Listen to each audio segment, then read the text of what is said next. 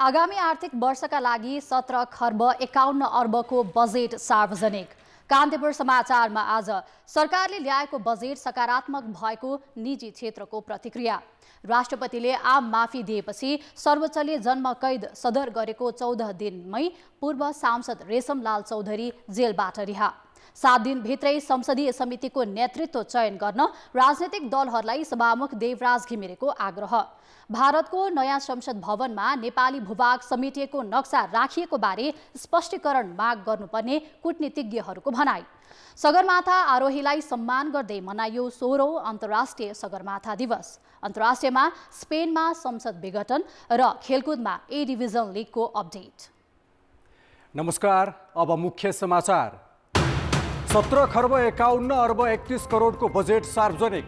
चालू वर्षको भन्दा 42 अर्ब कम। प्रदेश र स्थानीय तहलाई दिइने अनुदान घट्यो। 6% आर्थिक वृद्धिको प्रक्षेपण। विवादित सांसद विकास कोष ब्युत्याइयो। 20 संस्थान खारेज। 100 रुपैयाँ पुँजीमा कम्पनी खोल्न पाइने। कृषि र पर्यटनलाई प्राथमिकता। जनताका भावना नसमेटिएको प्रतिपक्षीको आरोप। नेपालमा गणतन्त्र स्थापनाको 15 वर्ष पूरा। संविधानको मर्म अनुसार दलहरू अघि नबढ्दा जनताले सुशासनको अनुभूति नै गर्न पाएनन्। स्थानीय र क्षेत्रीय निर्वाचनमा आफ्नो पार्टी हारेपछि स्पेनका प्रधानमन्त्री पेड्रोले गरे संसद विघटन। आगामी जुलाई 23 मा निर्वाचन घोषणा। र शहीद स्मारक ए डिभिजन लिगमा खुमलटार युवा क्लबको पुनरागमन जित। हिमालयन शेर्पा 2-1 गोलले पराजित।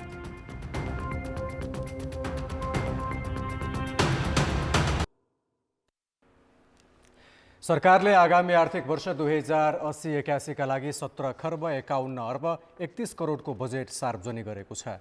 यो चालू आर्थिक वर्षको बजेटभन्दा 2.37% कम हो।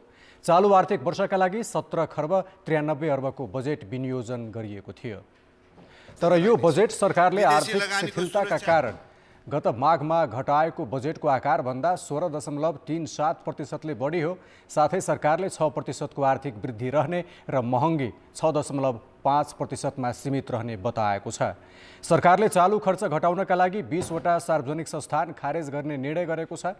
नेपाल सरकारको स्थायी संरचनासँग दोहोरो कार्यक्षेत्र परेका, औचित्य समाप्त भएका र आवश्यक नरहेका संस्थान खारेज गरिने भएको हो।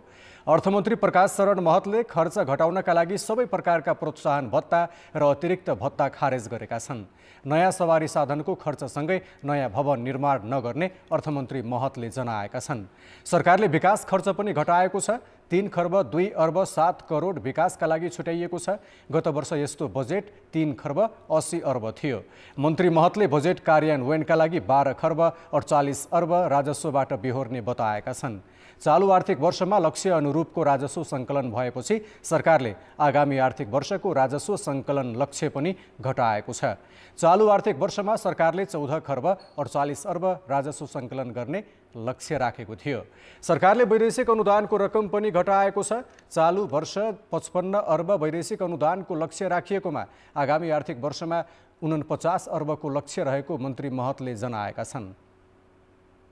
12 खर्ब 48 अर्ब 62 करोड वैदेशिक अनुदानबाट 49 अर्ब 54 करोड बेहोर्दा रु 4 खर्ब 52 अर्ब 75 करोड न्यून हुनेछ। सो न्यून पूर्ति गर्न वैदेशिक ऋणबाट 2 खर्ब 12 अर्ब 65 करोड जुटाइनेछ। राजस्व परिचालन सहायता परिचालन गर्दा नपुग्ने 2 खर्ब 40 अर्ब आन्तरिक ऋणबाट बेहोरिनेछ। सरकारले सबैभन्दा बढी बजेट शिक्षा मन्त्रालयका लागि 1 खर्ब 97 अर्ब छुट्याएको छ। भौतिक पूर्वाधार मन्त्रालय र ऊर्जामा भने बजेट घटाएको छ। ऊर्जातर्फ 87 अर्ब 45 करोड रुपैयाँ बजेट विनियोजन गरिएको छ। उक्त बजेट चालू आर्थिक वर्षको भन्दा 21 अर्ब रुपैयाँले कम हो। चालू खर्च घटाउने प्रयास गरेका महतले आर्थिक वर्ष 2078-79 को बजेटबाट तत्कालीन अर्थमन्त्री विष्णु पौडेलले हटाएको सांसदहरूले आफ्नो तजबिजीमा खर्च गर्ने सांसद विकास कोषलाई पनि बिउत्याएका छन्। क्षेत्रका लागि रु 5 करोड विनियोजन गर्ने गरी संसदीय क्षेत्र पूर्वाधार विकास कार्यक्रम प्रस्ताव गरेको छु। यस कार्यक्रम अन्तर्गत एउटा आयोजनामा न्यूनतम रु 1 करोड विनियोजन हुने गरी सडक, सिँचाइ, खानेपानी, शिक्षा, स्वास्थ्य, पर्यटन, खेलकुद लगायतका भौतिक पूर्वाधार निर्माणका आयोजना तथा कार्यक्रम छनौट गरिनेछ। यस कार्यक्रमका लागि रु 8 अर्ब 25 करोड विनियोजन गरेको छ। यस्तै मूल्य अभिवृद्धि करमा दर्ता भई वार्षिक 1 करोडसम्मको कारोबार गर्ने करदाताले अबदेखि 4 महिनामा पेश गर्ने व्यवस्था गरिएको छ, जुन यसअघि प्रत्येक महिना पेश गर्नुपर्थ्यो। त्यसैगरी सामाजिक सुरक्षा कोषमा आबद्ध विदेशमा काम गर्ने नेपाली नागरिक स्वदेश आउँदा ल्याउने टेलिभिजनमा कर नलाग्ने व्यवस्था बजेटमा गरिएको छ। आगामी आर्थिक वर्षका लागि सरकारले प्रदेश र स्थानीय तहलाई दिने 4 प्रकारका अनुदान घटाएको छ। राजस्व बाँडफाँडको रकम भने केही बढेको छ। सङ्घीय सरकारले आगामी आर्थिक वर्षमा वित्तीय सम्मानीकरण अनुदानतर्फ प्रदेशलाई 58 अर्ब 67 करोड रुपैयाँ र स्थानीय तहलाई 87 अर्ब 35 करोड रुपैयाँ गरी 1 खर्ब 46 अर्ब 2 करोड वित्तीय हस्तान्तरण गर्न छुट्याएको छ। चालु आर्थिक वर्ष भने 1 खर्ब 61 अर्ब 66 करोड विनियोजन गरिएको थियो। अघिल्लो वर्ष 2 खर्ब 40 अर्ब 89 करोड विनियोजन गरिएकोमा 13 अर्ब 28 करोड बजेट घटाएर सरकारले यस वर्ष सशर्त अनुदानतर्फ प्रदेशलाई 35 अर्ब 72 करोड र स्थानीय तहलाई 1 खर्ब 91 अर्ब गरी 2 खर्ब 27 अर्ब 61 करोड छुट्याएको छ। यस्तै समपूरक अनुदानतर्फ प्रदेशलाई 6 अर्ब 22 करोड र स्थानीय तहलाई 7 अर्ब 5 करोड गरी कुल 13 अर्ब 27 करोड विनियोजन गरिएको छ। अघिल्लो वर्ष पूर्वाधार सम्बन्धी आयोजना कार्यान्वयन गर्न समपूरक अनुदान स्वरूप प्रदेशलाई 6 अर्ब 30 करोड र स्थानीय तहलाई 7 अर्ब 27 करोड गरी 13 अर्ब 57 करोड विनियोजन भएको थियो। कम विनियोजन प्रस्ताव भएका वैकल्पिक सहायक राजमार्गतर्फ कार्यक्रम सम्बन्धित प्रदेशबाटै र सघन शहरी विकास तथा बस्ती विकासतर्फ कार्यक्रम सम्बन्धित स्थानीय तहबाट कार्यान्वयन हुने गरी सशर्त अनुदान हस्तान्तरण गरेको छु। विशेष अनुदानतर्फ प्रदेशलाई 4 अर्ब 47 करोड र स्थानीय तहलाई 8 अर्ब 73 करोड विनियोजन गरिएको छ। विशेष अनुदानतर्फ सरकारले 13 अर्ब 20 करोड छुट्याइएको हो। अघिल्लो वर्ष 13 अर्ब 70 करोड विनियोजन गरिएको थियो। सरकारले राजस्व बाँडफाँडमा प्रदेश र स्थानीय तहमा 1 खर्ब 73 अर्ब 92 करोड रकम हस्तान्तरण हुने अनुमान गरेको छ। चालु आर्थिक वर्षमा भने 1 खर्ब 63 अर्ब 3 करोड अनुमान गरेको थियो। यसैगरी सरकारले राष्ट्रपति चुरे संरक्षण कार्यक्रम अन्तर्गत बाँस रोपन, गल्छी पहिरो नियन्त्रणका लागि 1 अर्ब 5 करोड विनियोजन गरेको छ। आम नागरिकसँग प्रत्यक्ष जोडिने सामाजिक सुरक्षा, शिक्षा, स्वास्थ्य जस्ता विषयलाई सरकारले प्राथमिकता दिएको छ। आगामी आर्थिक वर्षका शिक्षामा 1 खर्ब 97 अर्ब 29 करोड, स्वास्थ्यमा 83 अर्ब 79 करोड बजेट छुट्याइएको छ। स्वास्थ्यमा गत वर्षको भन्दा केही कम बजेट विनियोजन गरिएको हो। सामुदायिक शिक्षाको गुणस्तर सुधार र जीवन उपयोगी शिक्षालाई सरकारले प्राथमिकतामा राखेको छ।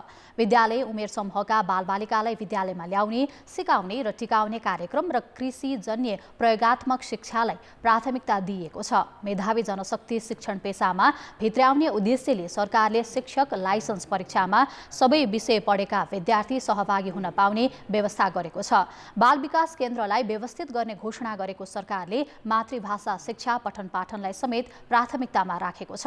विश्वविद्यालय अनुदान आयोगको पुनर्संरचना गर्दै उच्च शिक्षालाई अनुसन्धानमूलक बनाउन समेत प्राथमिकतामा राखिएको छ।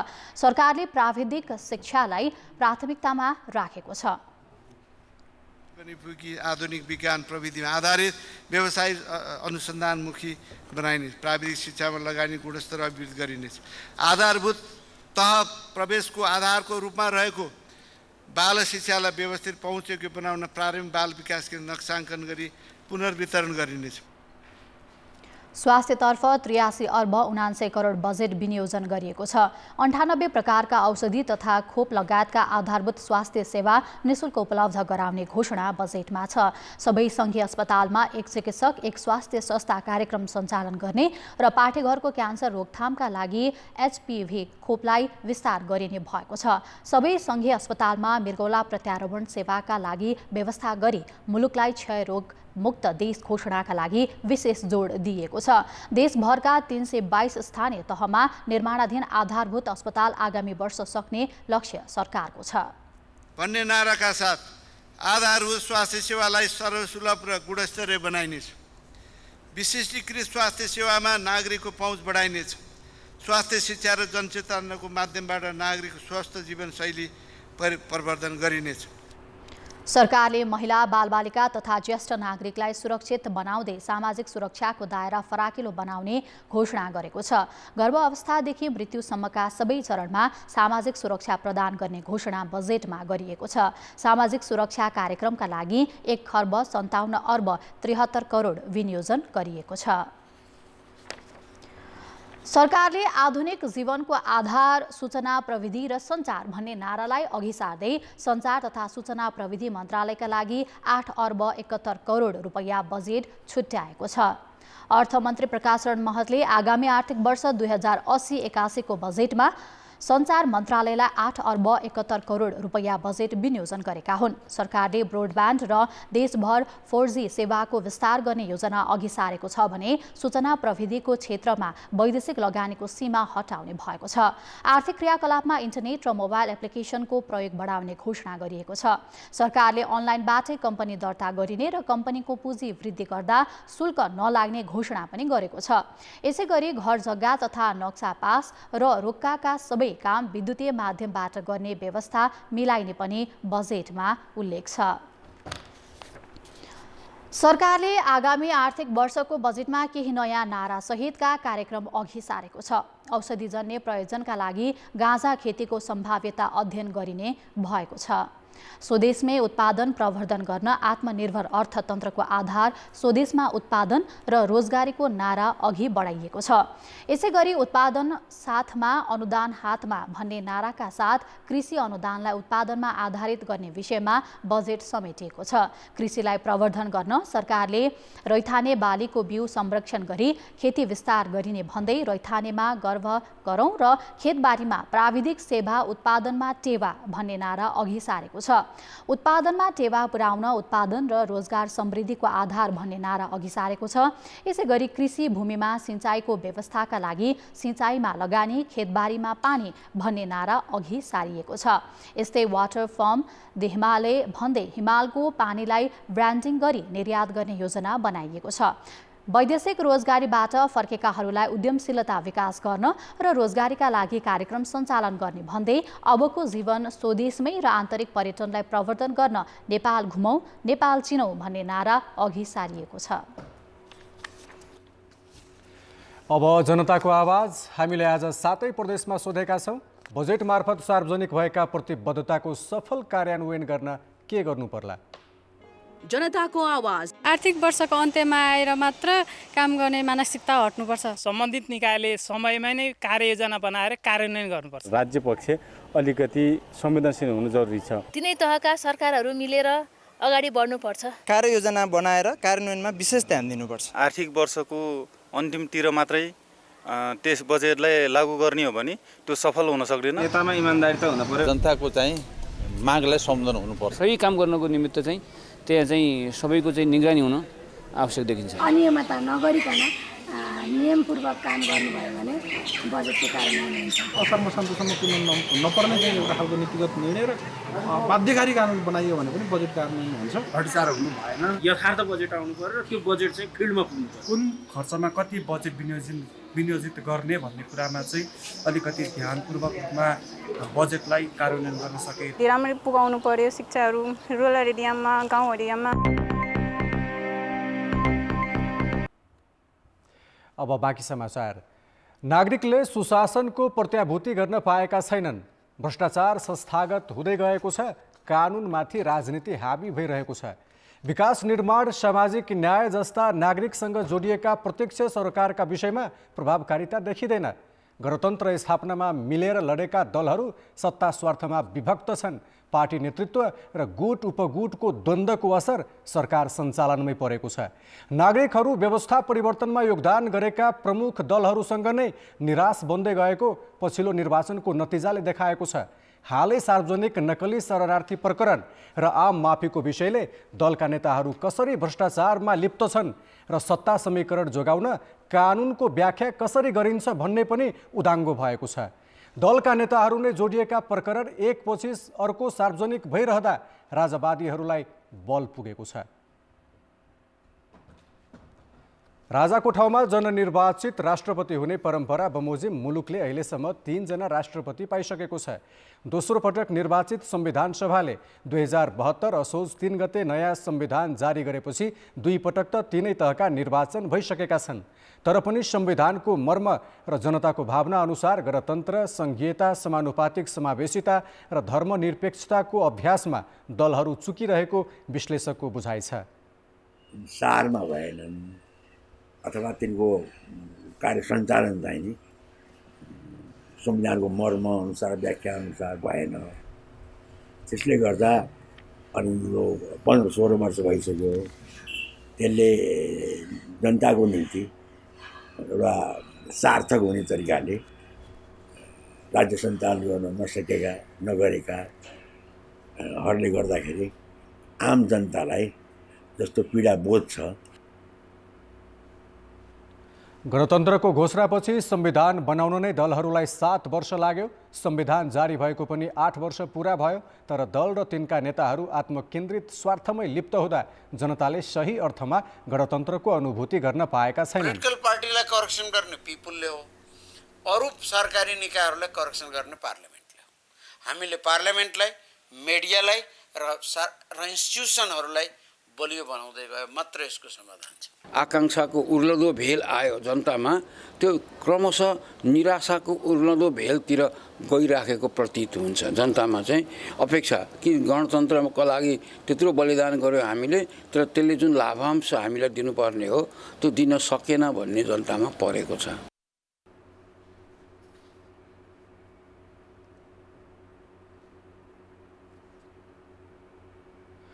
नागरिकले सुशासनको प्रत्याभूति गर्न पाएका छैनन्। प्रधानमन्त्री पुष्पकमल दाहालले गणतन्त्रको संस्थागत विकासका लागि सबै दल र नेपाली जनताबीच एकता र सहकार्य आवश्यक रहेको बताएका छन्। 16औं गणतन्त्र दिवसका अवसरमा काठमाडौँको सैनिक मञ्च टुडीखेलमा आयोजित कार्यक्रमलाई सम्बोधन गर्दै प्रधानमन्त्री दाहालले राजनीतिक दल र नेपाली जनताबीच समान र अविचलित धारणा हुन सके मात्र राष्ट्रिय एकताको जगलाई अझ बलियो बनाउन सकिने बताए। उनले संविधान र कानुनमा भएका सम्पूर्ण अधिकारको प्रयोग जनताले सहज रूपमा गर्न सक्ने अवस्था नभएसम्म गणतन्त्र संस्थागत हुन नसक्ने दाबी गरे। निर्दिष्ट गरे अनुरूप समाजवाद उन्मुख आत्मनिर्भर अर्थतन्त्रको निर्माण गर्दै सुशासन सहितको राज्य सञ्चालनका पक्षमा दृढतापूर्वक उभिन जरुरी छ। सुशासन र सामाजिक न्याय सहितको समृद्ध नेपालका लागि फेरि राष्ट्रिय एकताको खाँचो रहेको तथ्यलाई गम्भीरतापूर्वक लिन म सबैमा अपिल गर्दछु। प्रधानमन्त्री दाहालले आम जनताको जीवनस्तरमा गुणस्तरीय सुधार नआएसम्म लोकतन्त्र र गणतन्त्रको औचित्य प्रमाणित नहुने बताए। गणतन्त्र दिवसको अवसरमा आयोजित विशेष कार्यक्रममा नेपाली सेना, नेपाल प्रहरी र सशस्त्र प्रहरीले विभिन्न कौशल प्रदर्शन गरेका थिए। त्यसैगरी काठमाडौँ र ललितपुर महानगर तथा भक्तपुर नगरपालिकाले पनि विभिन्न झाँकी प्रदर्शन गरेका थिए। नेपालमा 2062-63 सालको जनआन्दोलनको जगमा 2065 सालमा गणतन्त्र स्थापना भएको हो। अब जनमतको अन्तिम परिणाम। जनमतमा हिजो हाम्रो प्रश्न थियो, सरकारी लगानीका सार्वजनिक संस्थान घाटामा जानुको कारण के होला? ए राजनीतिक भर्ती केन्द्र बनेकाले, बी अक्षम व्यवस्थापन र सी मन्दीको प्रभाव। जनमतको अन्तिम परिणाम यस्तो छ। ए राजनीतिक भर्ती केन्द्र बनेकालेमा 68%, बी अक्षम व्यवस्थापनमा 26% र सी मन्दीको प्रभावमा जम्मा 6% मत प्राप्त भएको छ। अब आजको प्रश्न। जनमत हाम्रो प्रश्न छ, गणतन्त्र स्थापनाको 15 वर्ष पुग्दा पनि जनताका अपेक्षा किन पूरा नभएका होलान्? ए नेतृत्व गैर जिम्मेवार भएर, बी पुरानै मानसिकता र सी धैर्यता आवश्यक। जनमतको अन्तिम परिणाम भोलि साँझ 8 बजेको कान्तिपुर समाचारमा प्रसारण गर्नेछौँ। कृपया NEWS न्युज स्पेस AB वा सी टाइप गरी 34001 मा SMS गरी आफ्नो मत व्यक्त गर्नुहोला। सरकारले प्रस्तुत गरेको आगामी आर्थिक वर्षको बजेटप्रति राजनीतिक दल, पूर्व अर्थमन्त्री तथा निजी क्षेत्रका अगुवाहरूले मिश्रित प्रतिक्रिया दिएका छन्। निजी क्षेत्रका अगुवा तथा उद्योगी व्यवसायीले अर्थमन्त्रीले संघीय संसदमा पेश गरेको बजेट आकर्षक भए पनि कार्यान्वयन भने चुनौतीपूर्ण रहेको बताएका छन्। अब बजेटहरू चाहिँ धेरै जसो चाहिँ के हुन्छ भने बजेट भाषणमा चाहिँ राम्रो चाहिँ आउने तर कार्यान्वयनमा चाहिँ भन्नाले को प्रक्रियामा चाहिँ त्यो बजेटको आएको बेला जस्तो चाहिँ प्रक्रिया जुन कार्यान्वयनमा चाहिँ नभएको हाम्रो परम्परागत चाहिँ भन्नाले ऊ चाहिँ छ। अब अहिलेको चाहिँ चिजहरू डिटेलमा चाहिँ यहाँलाई भन्नुपर्दाखेरि आर्थिक ऐनमा आएपछि हामी बसेर आर्थिक ऐन हेरेपछि मात्र चाहिँ भन्छौँ। तर अब केही चिजहरू मैले यहाँलाई भने केही चिजहरू जस्तो निजी क्षेत्रले चाहिँ उठाएको चाहिँ पोइन्टहरू समेटिएको चाहिँ देखेको चाहिँ यो कुराहरूलाई मतलब कार्यान्वयन अगर कुनै पनि बजेटको राम्ररी हुन पायो भने मलाई लाग्छ कि यो राम्रो हुन्छ। फेरि दोस्रो कुरा के छ कि इन्डस्ट्रियलाइजेसनको लागि मैले यो भन्दैन कि एकदमै राम्रो, तर केही कुराहरू जुन सिएनआईले माग उठाएका छन् त्यसमा मतलब एकदमै एड्रेस भएको छ। जुन किसिमको चाहिँ प्रक्षेपण गरेको छ अहिले जुन अर्थतन्त्रको चाहिँ सूचक एकदमै नकारात्मक बनेको छ। अलि बजेट अलिकति वितरणमुखी जस्तो देखियो होइन। थुप्रै कुराहरू आश्वासन हुने कार्यान्वयनको पाटो चाहिँ फिटलो बन्ने हामीलाई शङ्का छ। सत्तारूढ दलका सांसदहरूले बजेटको प्रशंसा गरेका छन्। विपक्षी दलका सांसदहरूले कार्यान्वयन हुन नसक्ने र विवादित कार्यक्रमलाई समावेश गरिएको भन्दै आलोचना गरेका छन्। मुलुकका अर्थतन्त्रका समस्यालाई चिन्न पनि सकेन, समाधानको दृष्टिकोण पनि दिन सकेन र उही चलन चल्तीका कार्यक्रमहरूको घोषणा बाहेक यसले थप केही पनि गर्न सकेन। अहिलेको परिस्थितिमा यो अत्यन्तै अप्ठ्यारो परिस्थितिमा चाहिँ यो बजेटलाई नराम्रो भन्न सकिन्न। बजेटले यो इकोनोमीलाई किक स्टार्ट गर्न प्रयासहरू गरेका छन्। कतिपय ठाउँमा अझै राम्रो हुन सक्ने ठाउँहरू पनि छ। तर मूल कुरो यो बजेटलाई अब कसरी लागू गर्ने, योभन्दा पहिला पनि बजेट जहिले पनि राम्रै हुन्छ, तर यसलाई हामीले कसरी लागू गर्ने त्यसमा भर पर्छ। बजेट ठिकै छ र अब यसलाई कार्यान्वयन गर्ने पक्षहरू चाहिँ मुख्य विषयवस्तु चाहिँ कार्यान्वयन गर्ने पक्षहरू हुन्। यी कार्यान्वयन गर्ने पक्षहरूलाई चाहिँ अब हामीले सबलका साथ अगाडि बढाउनुपर्छ।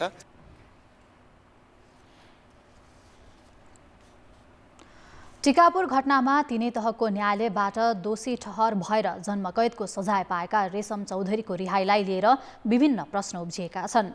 गम्भीर प्रकृतिका घटनामा दोषी ठहर भएकाले कैद माफी दिने निर्णय गलत भएको भनेर स्वयं सत्ता साझेदार दलका ठूला नेताहरूले टिप्पणी गरेका छन् भने केहीले राजनैतिक प्रकृतिको घटना भएकाले उनले न्याय पाएको बताएका छन्। तीनै तहका अदालतबाट जन्मकैद सुनाइएका नागरिक उन्मुक्ति पार्टीका संरक्षक रेशम चौधरीका लागि यस वर्षको गणतन्त्र दिवस मुक्ति दिवस बन्यो। सर्वोच्च अदालतले जिल्ला अदालत उच्च अदालतको जन्मकैदको फैसला सदर गरिदिएको 2 साता नबित्दै उनी जेलबाट मुक्त भएका छन्। रेशम चौधरीले पाएको कैद माफीपछि उनलाई राजनीतिक दलको सदस्य बन्न, चुनावमा उम्मेद्वार बन्न कुनै बन्देज नहुने कानुनविदको तर्क छ। संविधानको धारा 276 मा राष्ट्रपतिले अदालतले गरेको सजायलाई माफी दिन सक्ने उल्लेख छ। राजनीतिक दल सम्बन्धी ऐन अनुसार फौजदारी कसुरमा कैदको सजाय पाएको व्यक्ति राजनीतिक दलको सदस्य समेत बन्न सक्दैनन्। उनी सजाय पूरा गरेको भए स्थानीय, प्रदेश र संघीय चुनावमा उम्मेद्वार समेत बन्न अयोग्य हुन्थे। तर उनलाई त्यो कानुनी समस्या नहुने दावी गरिँदैछ। नेपालको कुनै पनि उम्मेदवार निर्वाचनमा उम्मेदवार हुन पाउने रोक लगाएको छ, हुन नपाउने गरेको छ। तर उहाँ कैद पाएको व्यक्ति होइन। सजाय त अदालतले कैद त गर्यो, सजाय त दियो, तर सरकारले त्यसलाई माफी गरिदियो।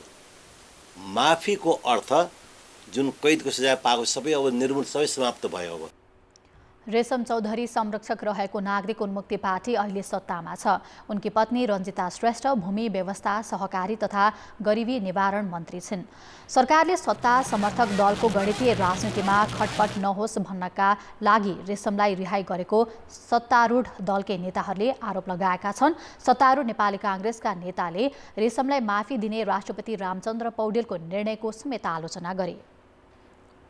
आज हामीलाई सरकार चलाउने कुरामा के सजिलो गाह्रो हो भनेर हामीले प्रचलित कानुनहरूलाई पनि मिचेर थिचेर बल मिचाइ गरेर दादागिरी देखाएर हामी कुनै एउटा निर्णय गर्छौँ। अदालतको पूर्ण पाठ आएको छैन, हामी हतार निर्णय गर्छौँ भने यसको अर्थ के हो?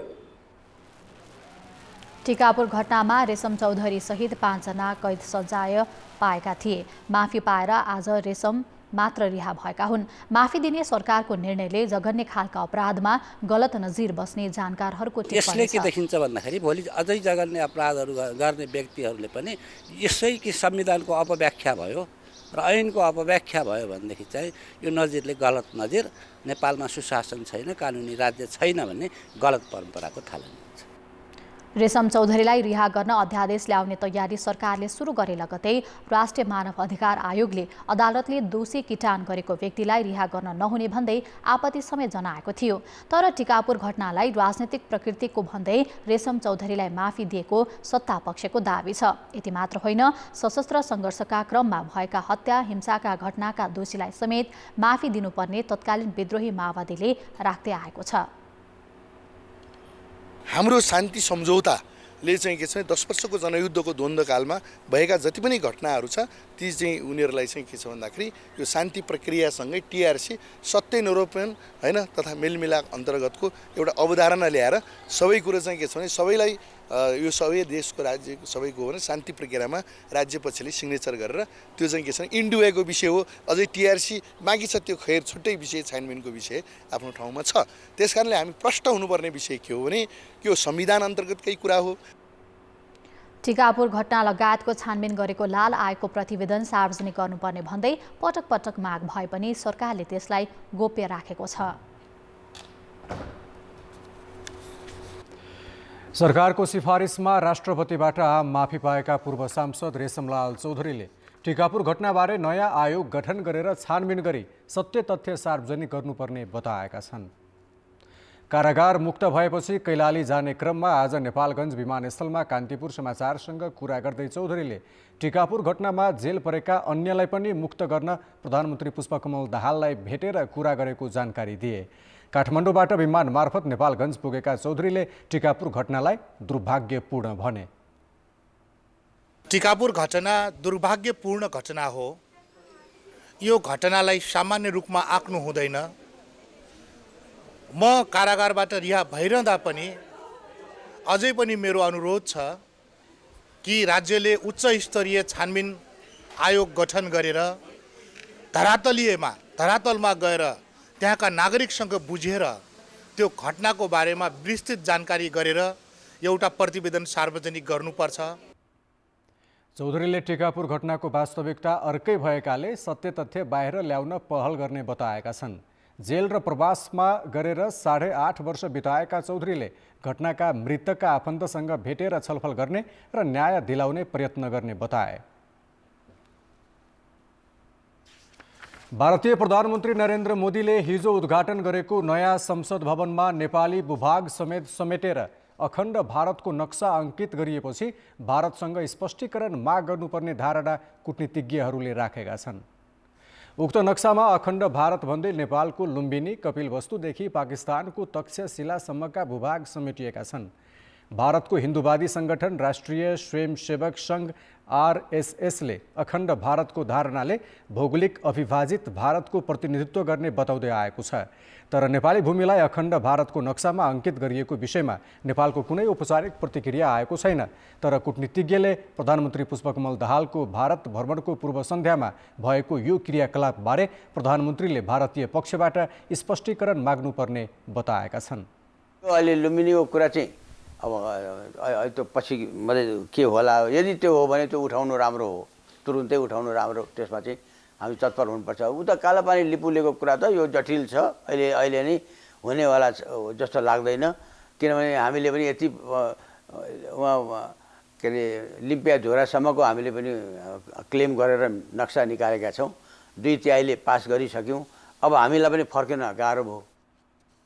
भारतले यसअघि 2076 सालमा पनि नेपालको कालापानी, लिपुलेक र लिम्पिया धुरालाई समेट्दै नक्सा सार्वजनिक गरेको थियो।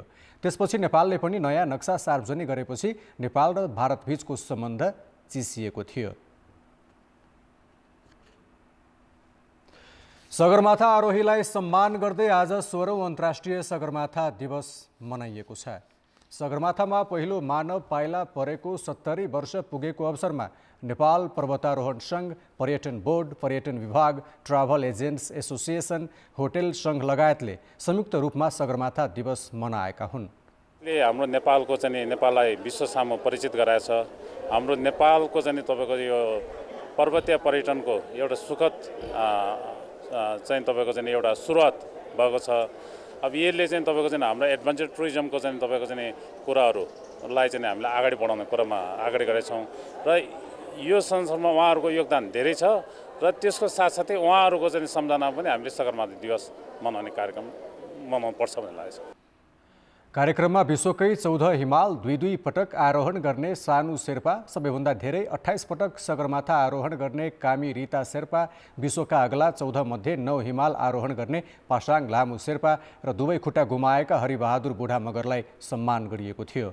उनीहरूलाई 50-50 हजार नगद पुरस्कार पनि प्रदान गरिएको थियो। हरेक वर्ष मे 29 का दिन सगरमाथा दिवस मनाउने गरिन्छ।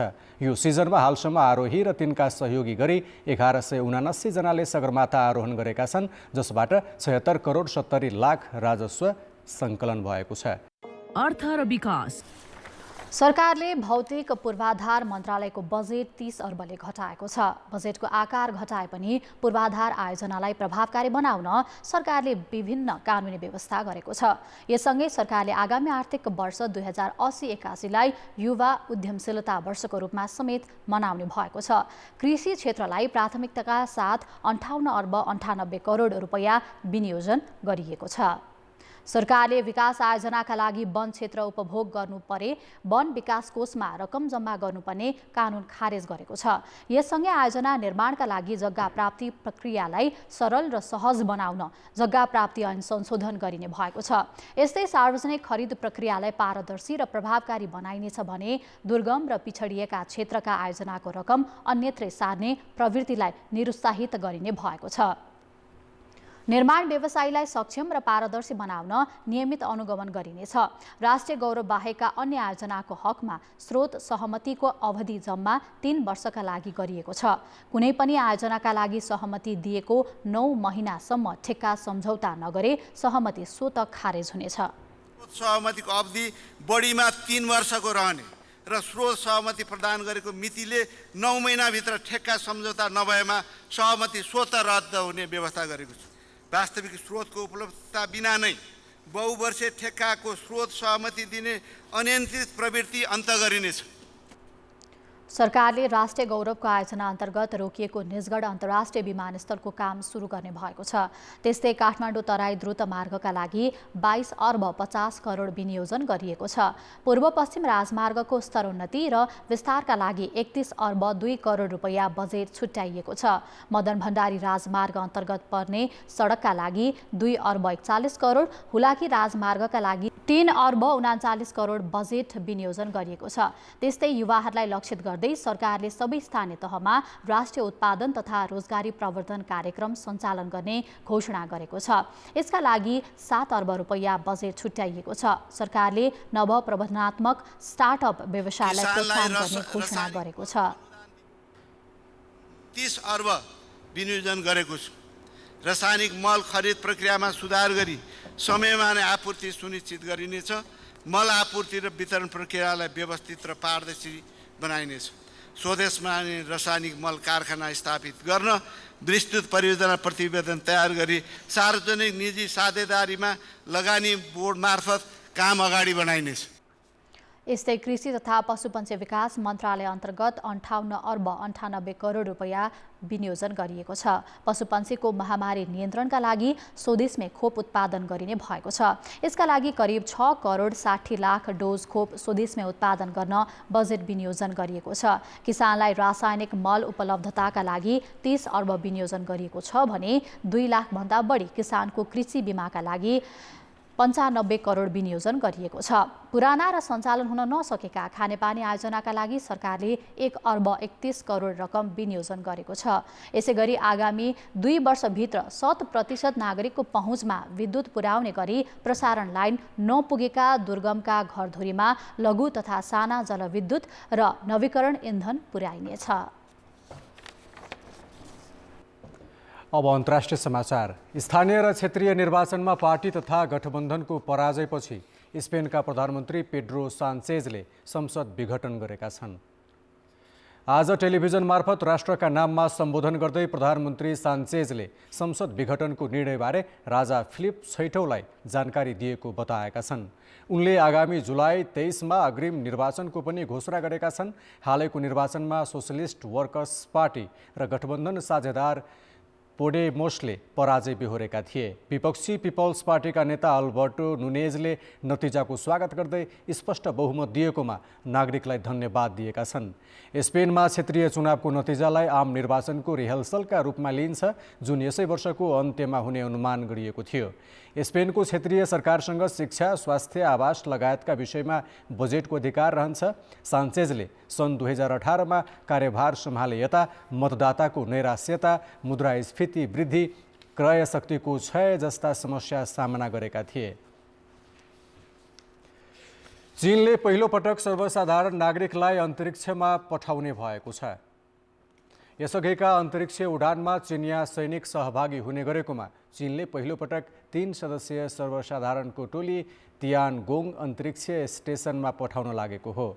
गुई हाइचाओ नेतृत्वको टोलीमा जिङ हाइपेङ र झु याङझु रहनेछन्। उनीहरूले उत्तर पश्चिमी चीनको जिउक्वान भूउपग्रह प्रक्षेपण केन्द्रबाट उडान भर्नेछन्। सन् 2030मा चीनले आफ्ना अन्तरिक्ष यात्री चन्द्रमामा पठाउने योजना बनाएको छ। अमेरिका र रुससँग प्रतिस्पर्धा गर्न चीनले अन्तरिक्ष कार्यक्रममा अरबौं डलरको लगानी गरेको छ। चीनले गत वर्ष तेस्रो तथा स्थायी अन्तरिक्ष स्टेसन तियानगोङ निर्माण सम्पन्न गरेको छ। यो स्टेसन 10 वर्षका लागि अन्तरिक्षमा रहने जनाइएको छ। यसमा अत्याधुनिक वैज्ञानिक उपकरण रहेका छन्। हामीसँग समाचार अझै बाँकी नै छन्। यसले बेला भएको छ फेरि अर्को ब्रेकको। शिवम सिमेन्ट, भरोसा अटुट सम्बन्धको। ब्रेकपछि पुनः स्वागत छ।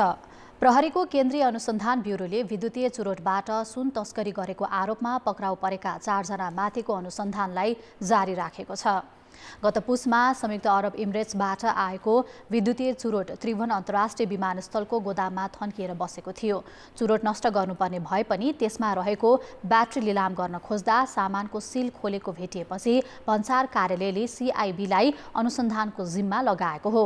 विमानस्थल भन्सारमा कार्यरत सुब्बा रेवन्त खड्काले सिल फुटाएर नक्कली सामान ल्याएर राखिदिएको खुलेको छ। उनले 47 लाख रुपैयाँ लिएर सामान अन्यत्र पठाएको खुले पनि त्यसमा कति सुन थियो भन्ने प्रश्न भएको छैन।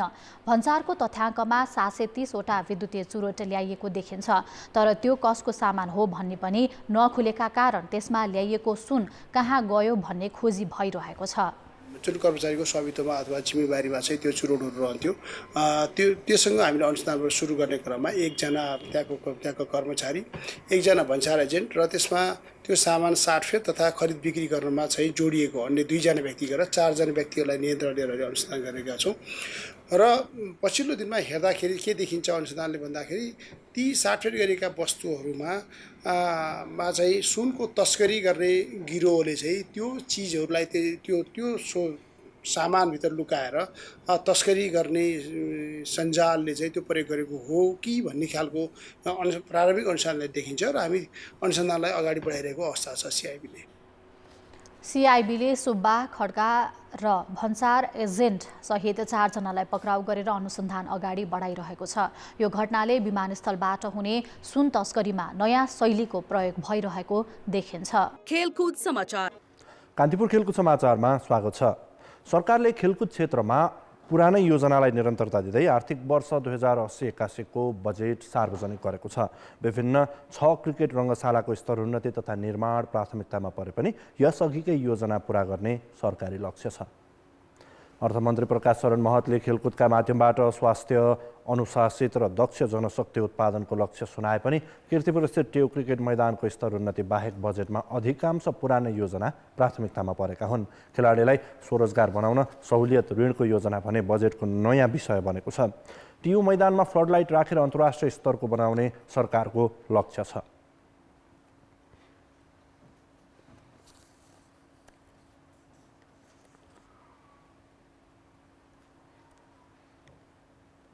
त्रिभुवन विश्वविद्यालय क्रिकेट मैदानलाई अन्तर्राष्ट्रिय स्तर क्रिकेट रङ्गशाला रूपमा विकास गरिनेछ।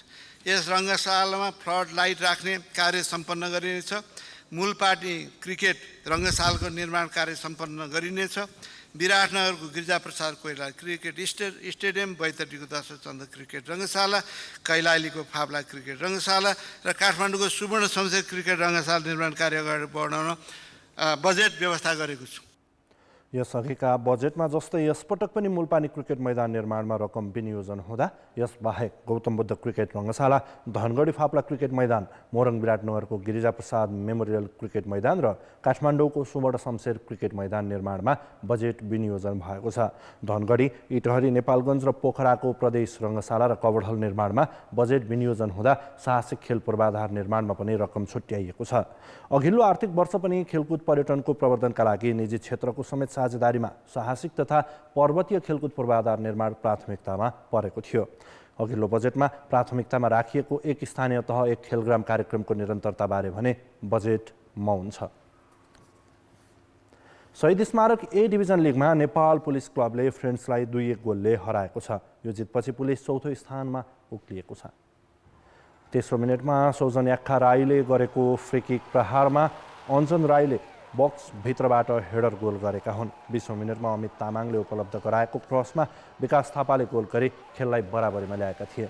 त्यसपछि थप सुधार गरेको पुलिसले 35औं मिनेटमा अग्रता बनायो। यसपटक पुलिस सौजनको कर्नर प्रहारमा उत्कृष्ट हेडर मार्फत अञ्जनले गोल गरेका हुन्। दोस्रो हाफमा दुवै टोलीबाट गोल हुन सकेन र पुलिस सिजनमा पहिलो पटक लगातार तेस्रो जित दर्ता गर्न सफल भयो। जारी लिगमा पुलिसको यो 9औं जित हो। चौथो स्थानमा उक्लिएको पुलिसको 31 अङ्क भएको छ। यता फ्रेन्ड्स 24 अङ्कसहित रेलिगेसन जोनमा छ। यो खेलसँगै शहीद स्मारक ए डिभिजन लिगको 22औं चरणका खेलहरू सकिएका छन्। अहिलेसम्म चर्चबोइज युनाइटेड 38 अङ्क जोड्दै तालिकाको शीर्ष स्थानमा छ। साबिक विजेता मछिन्द्र 36 अङ्कसहित दोस्रो स्थानमा छ। यस्तै फ्रेन्ड्स र खुमलटार युवा क्लब 24-24 अङ्कसहित रेलिगेसन जोनमा छन्। भोलिदेखि नै लिगको 23 चरणका खेल सुरु हुनेछन्। यसअघि शहीद स्मारक ए डिभिजन लिगमा खुमलटार युवा क्लबले हिमालयन शेर्पामाथि 2-1 गोलको पुनरागमन जित दर्ता गरेको थियो। दशरथ रङ्गशालामा भएको खेलको सुरुवातमा नै हिमालयन शेर्पाले अग्रता बनायो। खेलको 6औं मिनेटमा खमीर गिल्सन कन्दङवाको कर्नरमा हेडर मार्फत म्यानुअल नानाले गोल गरेका थिए। 15औं मिनेटमा बक्समा स्टेफन बेनोङले दिएको पासमा मेसिकै ओलोम्यौले गरेको प्रहार शेर्पाका डिफेन्डरले ब्लक गरिदिएका थिए। तर 17औं मिनेटमा दोस्रो प्रयासमा मेसुकेले गोल गरी खेल बराबरी गरे।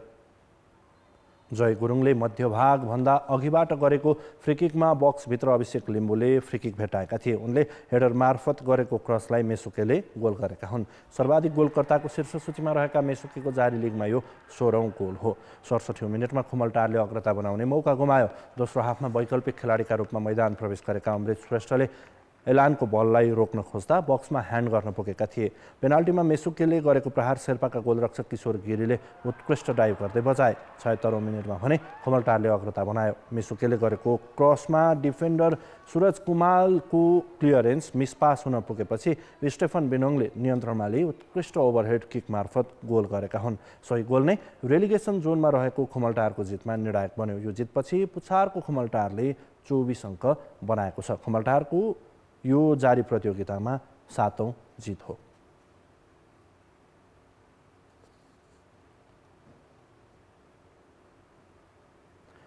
नेपाली राष्ट्रिय महिला क्रिकेट टिम घरेलु टोली मलेसिया विरुद्धको पहिलो टी20 अन्तर्राष्ट्रिय खेलमा 5 विकेटले पराजित भएको छ। कमजोर ब्याटिङका कारण नेपालले मलेसियासँग इतिहासमै पहिलो पटक हार बेहोरेको हो। मलेसियाको बागी स्थित युकेएम रङ्गशालामा भएको खेलमा टस हारेर पहिले ब्याटिङमा आएको नेपालले 16.5 ओभरमा सबै विकेट गुमाएर मात्रै 50 रन बनायो। नेपालका 2 खेलाडी बाहेक अन्यले गतिलो रन बनाउन सकेनन्। कमजोर सुरुवात गरेको नेपालले 11 ओभरको समाप्तिमा 5 विकेट गुमाउँदा मात्र 43 रन जोड्यो। ओपनर सीता राणा मगर एलिसाको बलमा गोल्डेन डक आउट भइन्। काजल श्रेष्ठ 6 रनमा मैदान बाहिरिन्। इन्दो बर्मा 3 रनमा एलिसाकै शिकार भएपछि नेपालले इनिङ्समा दबाव झेलेको थियो। ज्योति पाण्डे चौथो विकेटका रूपमा आउट भइन्। उनले 11 रन जोडिन्। कप्तान रुबिना छेत्री 2 रनमा निक नुरको बलमा क्याच हुन पुगिन्। अस्मिना कर्मचार्यले 3, कविता जोशीले 1 रन बनाए। कविता कुँवर, अप्सरी बेगम र कृतिका मरासनीले खाता खोल्नै सकेनन्। निक नुर ओटेइलाले 3 विकेट हात पारिन्। ऐना हासिम, एइसा फिरदौज र माहिरा इस्माइलले 2 विकेट हात पारे। जवाफमा उत्रिएको मलेसियाले 13.2 ओभरमा 5 विकेट गुमाएर लक्ष्य पुरा गर्यो। विनिफ्रेड हराइसिङिम पहिलो ओभरको दोस्रो बलमा कविता कुँवरको बलमा आउट भइन्। अर्का ओपनर वान जुलियाले 13, क्रिस्टिना बोरेटले 3, कप्तान मास एसाले 6 रन जोडे। इस्माइल खाता खोल्नै नपाई मैदान बाहिरिएपछि मलेसियाको पारी कमजोर बनेको थियो, तर 5औं विकेटका लागि हासिम र एना नजवाले 20 रनको अभिजित साझेदारी गरी टिमलाई जित दिलाएका हुन्। कप्तान रुबिना र सीताले 2-2 विकेट लिए। कविताले 1 विकेट हात पारिन्। योसँगै नेपाल 5 खेलको सिरिजमा 1-0ले पछि परेको छ। सिरिजको दोस्रो खेल भोलि हुनेछ। राष्ट्रिय पुरुष क्रिकेट टिमका कप्तान रोहित पौडेलले आइसिसी एकदिवसीय विश्वकप ग्लोबल छनौटमा नेपालको पहिलो लक्ष्य सुपर 6 रहेको बताएका छन्। आगामी असार 3 गतेदेखि जिम्बाब्वेमा 10 राष्ट्र सहभागी छनौट खेल हुनेछ। नेपाली टोली अभ्यास खेलका लागि भोलि दक्षिण अफ्रिका प्रस्थान गर्नेछ। स्कटल्यान्ड र नेदरल्यान्ड्ससहित 4 अभ्यास खेलपछि जिम्बाब्वे जाने तालिका रहेको छ। फर्स्ट टार्गेट भनौँ जिम्बाब्वेलाई कसरी जित्ने, फर्स्ट गेम कसरी जित्ने त्यही टार्गेट होइन। अनि त्यसपछि चाहिँ भनौँ सुपर 6मा कसरी आउने र प्लस त्यसपछि चाहिँ टप 2मा कसरी फिनिस गर्ने, वर्ल्ड कप क्वालिफाई कसरी हुने, त्यही हो। 1 गेम एट अ टाइम लिएर त्यहाँ पनि त्यस्तै लिएर जान्छौँ हामी। नेपालले पछिल्लो समय उत्कृष्ट क्रिकेट खेलिरहेको छ। विश्व क्रिकेट लिग 2 का पछिल्ला 12 मध्ये 11 खेल जितेर नेपाल सिधै ग्लोबल छनौटमा स्थान बनाउन सफल भएको हो। यस्तै घरेलु मैदानमा भएको एसिसी मेन्स प्रिमियर कपको उपाधि जित्दै नेपाल एसिया कपका लागि पनि छनौट भएको छ। सबै वर्ल्डले नै थाहा पाइसकेको थियो भनौँ नेपालले राम्रो क्रिकेट खेलिरहेको छैन। सो मलाई त्यसो प्रेसर फिल हुँदैन होइन। भनौँ अरू टिममाथि प्रेसर हुन्छ जस्तो लाग्छ मलाई। सो इन्जोय गरेछन् त्यो कुरालाई। रोहितले टेस्ट राष्ट्रहरूसँग खेल्न पाउने भएकाले टिम उत्साहित रहेको बताएका छन्। नेपाल रहेको समूह एमा जिम्बाब्वे, वेस्ट इन्डिज, अमेरिका र नेदरल्यान्ड्स छन्। समूह बीमा आयरल्यान्ड, श्रीलङ्का, युएई, ओमान र स्कटल्यान्ड छन्। समूहका शीर्ष 3 टिम सुपर 6मा प्रवेश गर्नेछन्। छनौट खेलबाट 2 टिमले यसै वर्ष भारतमा हुने विश्वकप यात्रा तय गर्नेछन्। खेलकुद समाचार अहिलेलाई यति नै। कान्तिपुर समाचार अहिलेलाई सकियो। कान्तिपुर टेलिभिजन हेर्दै गर्नुहोला। नमस्ते।